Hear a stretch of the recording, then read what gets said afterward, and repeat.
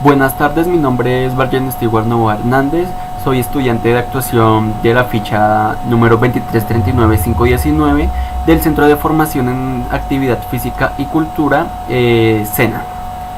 El día de hoy vengo a exponerles un mapa mental y una línea del tiempo sobre la comunicación, y vamos a empezar con el mapa mental. Entonces, la comunicación es un proceso por el cual una o varias personas transmiten mensajes hacia otras personas de diferentes temas, pero no solo mensajes, sino pensamientos, ideas, conclusiones, preguntas, respuestas, etc. Todo esto con el fin de darse a conocer. La comunicación está compuesta por un transmisor, que es una persona la cual transmite el mensaje, un receptor, la persona que recibe el mensaje, un canal, el medio por el cual el mensaje es transmitido, que en este caso pueden ser canales de comunicación como celulares, internet, mensajes, etc. Y el mensaje, que es lo que se está transmitiendo. La comunicación también está dividida en dos tipos, que es la comunicación verbal, la cual es por medio de las palabras y de la escritura, o la comunicación no verbal, la cual puede ser por medio de gestos, puede ser por medio de movimientos corporales y puede ser por medio de el lenguaje de señas. Esto por el mapa mental. Ahora vamos a empezar con la línea del tiempo de la evolución de la comunicación. Iniciamos entonces con los gritos y gestos, que es el lenguaje primitivo, como nuestros ancestros se comunicaban en el pasado. Había una persona que se dirigía a los demás por medio de gritos y gestos, y esta daba a entender un mensaje del cual era de cacería o de absolutamente otras cosas que se llegaban a hacer en las tribus.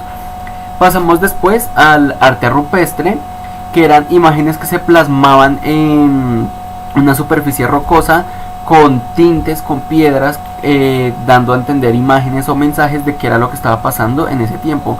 La mayoría de mensajes rupestres daban a entender que eran mensajes con cacerías y de otras tribus, etc.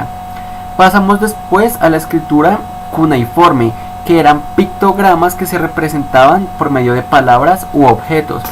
Estos pictogramas surgieron en Sumeria, y como ya lo mencioné, representaban palabras u objetos específicamente.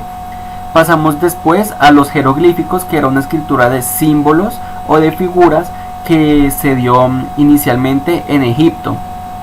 Pasamos después a los papiros, que era una especie de papel elaborado a base de una hoja de planta, también de los egipcios.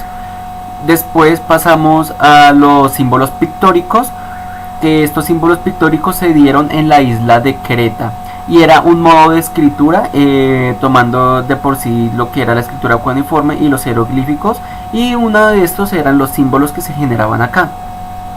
Después de esto pasamos a la caligrafía china. Esta caligrafía era símbolos que actualmente perduran en China. Esta caligrafía es una de las más antiguas de las que se tiene registro, y es una de las que más se utilizan en la actualidad en China.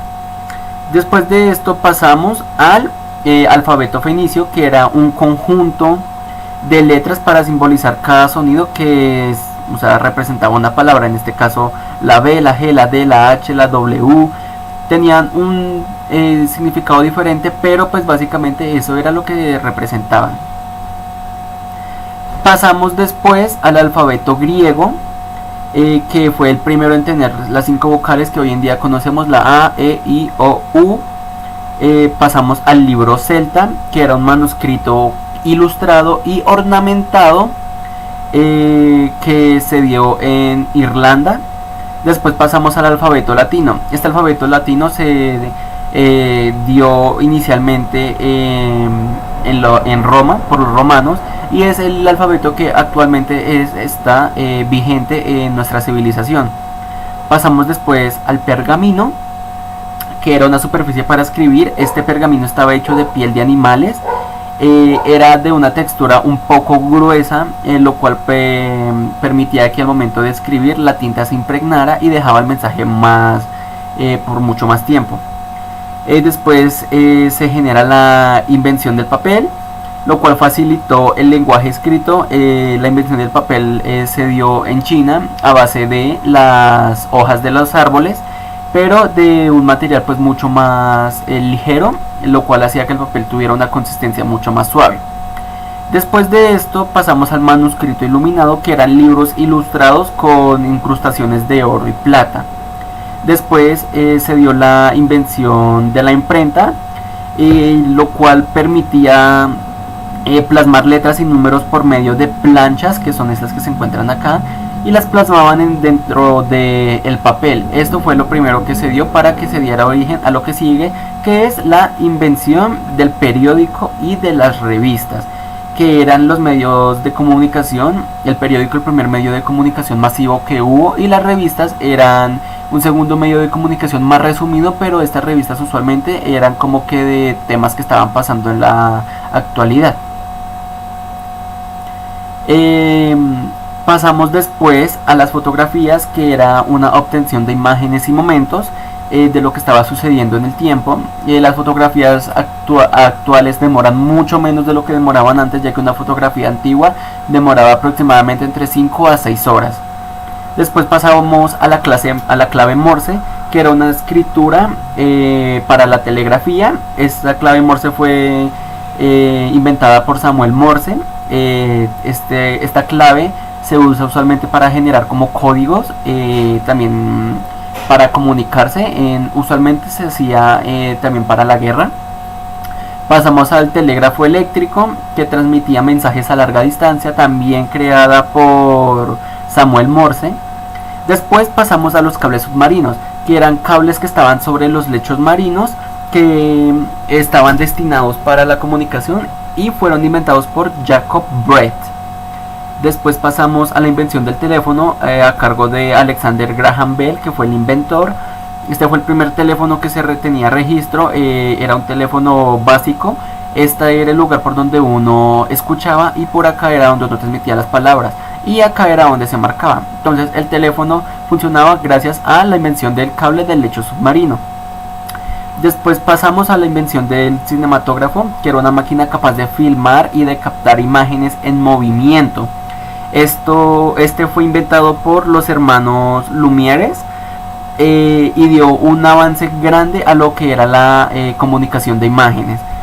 Después pasamos a la radiotelegrafía, que eran transmisiones por medio de pulsos eléctricos, y fue creada a base de Guillermo Marconi. Pasamos después al disco de Nick Note. Este disco fue un aporte para la primera invención de televisores, lo que permitía que las imágenes se transmitieran pues de una velocidad completamente rápida, y gracias a esto se inventó el televisor. El televisor era un sistema de invención de imágenes a cargo de John Logie Baird. Después de esto se inventó la primera transmisión experimental a cargo de Paul Nipno, la cual transmitía imágenes en muy baja calidad, pero fue lo que dio el avance para la transmisión de lo que sigue adelante, que es la primera transmisión de los Juegos Olímpicos de Berlín. Después de esto, la NBC empezó a difundir sus señales de transmisión, dando este nuevo canal de comunicación. Después se inventó el cassette, que era una grabación magnética de audio a cargo de Philips y de Lou Ottens. Estos cassettes fueron muy famosos, ya que estos cassettes contenían lo que eran grabaciones de sonido, radiografías, foros, absolutamente todo lo que tenía que ver con comunicación y entretenimiento. Pasamos después a la primera computadora. Este primer computador era un computador programable que se llamó Mark I y fue diseñado por Howard Aikens.